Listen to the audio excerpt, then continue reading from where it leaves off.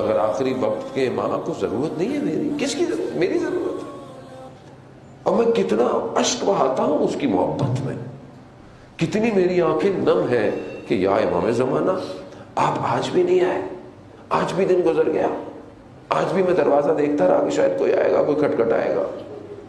ایک عالم دین جو صرف امام زمانہ کی مصائب پڑھتے تھے, صرف, میں بس آپ کو زحمت تمام کروں کہ آپ بہت دیر سے بیٹھے ہوئے ہیں. عزیزان محترم, بہرحال زندگی یہی ہے, نہیں پتا کل کون ہے, کل نہیں ہے, کسی کو کیا پتا کل زندگی ہے.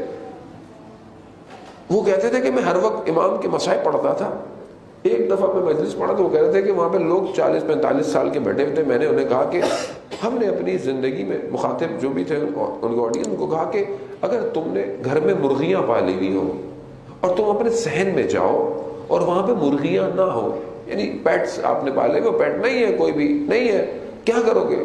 کہا گھر کے دروازے تک جائیں گے, دروازے پہ نہیں ہو, کہا باہر گلی میں جائیں گے, کہا اسٹریٹ میں بھی نہیں ہے, کہا کونے تک جائیں گے, کارنر تک جائیں گے, بازار تک جائیں گے, چوک تک جائیں گے. کہا مرغیوں کی قیمت کتنی ہے, ان کی ویلیو کتنی ہے؟ کہا کچھ نہیں. کہا اس کے لیے تم اتنی محنت کرو گے, 1100 سال سے ایک شخص تمہارے گھر نہیں آیا, تمہیں اتنی محنت بھی نہیں کی. یا صاحب الزمان, یعنی اسی سے پتہ چلتا ہے نا کہ یعنی میں کتنی شدت رکھتا ہوں. شدت ہے میرے اندر, نہیں ہے میرے اندر, شدت نہیں پائی جاتی امام کے لیے. ظالم محترم, میں آپ کو کیا بولوں, میں خود میں کتنا اس کو یاد کرتا ہوں, کتنی میری زندگی اس کے لیے. دیکھیں اصل وارث کربلا کا وہی ہے. اصل اس کائنات میں جو فلنگ دا بلینک ہے وہ امام زمانہ ہے, اس کو پر کرنا ہے ہم نے.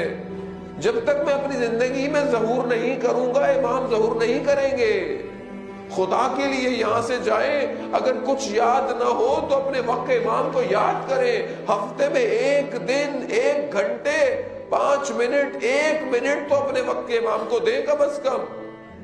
پتہ تو چلے کہ آپ ایک امام کے ماننے والے ہیں, ورنہ بالکل ویسے ہی ہوگا جیسے کربلا میں میرا امام اکیلا رہ گیا اور کوئی امام کا ساتھ دینے والا نہیں تھا. عزیزان محترم, یہی مصائب ہے. سب سے بڑا مصیبت یہی ہے کہ امام ہمارے درمیان میں نہیں ہے اور میں زندگی گزار رہا ہوں اپنے امام کے بغیر. کیسی زندگی ہے مولا, آپ کب آئیں گے؟ یہ آنکھیں کب آپ کو دیکھیں گی؟ آپ نے مجھے کربلا بلایا, میں نے روزوں کو دیکھا, مجھے نجف بلایا, مجھے کاظمین بلایا, میں سامرا گیا, میں نے سرداب دیکھا, مگر آپ کو نہیں دیکھ رہا. مولا میں کب آپ کو دیکھوں گا؟ میں یہاں آتا اس لیے ہوں کہ آپ کی یاد تازہ ہو. شاید آپ آ جائیں, شاید آپ سوچیں, شاید آپ مجھے انتخاب کر لیں کہ ہاں یہی میرا سپاہی ہے, یہی میرا ماننے والا ہے. عزیزان محترم, امام حسین کو یہی تو غم تھا کہ کوئی نہیں غربت میں امام کی مدد کرنے والا. ارے میرا امام سجاد پورے راستے ہاتھوں میں رسیاں, گلے میں بیڑیاں, عجیب حالت تھی کہ ایک مقام پر میرا امام اس حالت میں آیا. کوئی شخص جاننے والا نظر آیا تو میرے مولا نے اس سے کہا کہ تیرے پاس رومال ہے؟ کہا میری گردن پر رکھ, یہ توق مجھے بہت اذیت کر رہا ہے.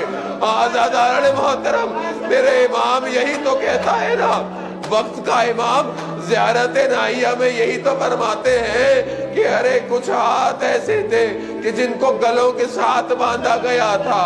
دھوپ کی شدت ایسی تھی کہ چہرے بالکل ہڈیوں پہ لٹک گئے تھے.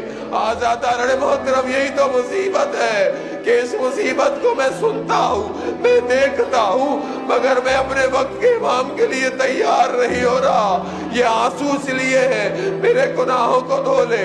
اجرکم اللہ. بس ایک آخری زحمت ہے, آپ نے مصائب پڑھے, میں بس آپ کے لیے ایک مصیبت پڑھوں گا.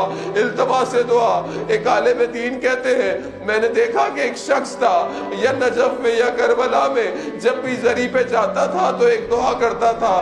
کیا دعا کرتا تھا؟ پروردگار مجھے اولاد دے, مجھے بیٹا دے, اور جب بیٹا بڑا ہو جائے نا, جوان ہو جائے تو مجھ سے لے لینا. کہتا ہے میں دیکھتا تھا یہ عجیب شخص ہے, اولاد کی دعا بھی کرتا ہے, پھر کہتا ہے جوانی میں آ کر مجھ سے لے بھی لے. کہا میں نے اس سے دوستی کی, میں نے اس سے ملنا جلنا شروع کیا. ایک دن خبر آئی اس کے ہاں اولاد ہو گئی. میں پھر اس کے گھر گیا, وقت گزرتا گیا, بچہ بڑا ہوتا گیا.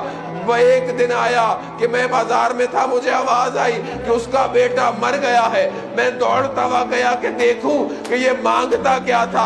اب جب جا کر میں نے دیکھا تو جوان بیٹے کے لاشے پر گرا پڑا ہے, اٹھنا چاہتا ہے, اٹھ نہیں سکتا ہے. میں نے پوچھا کہ تو کیوں دعا مانگتا تھا؟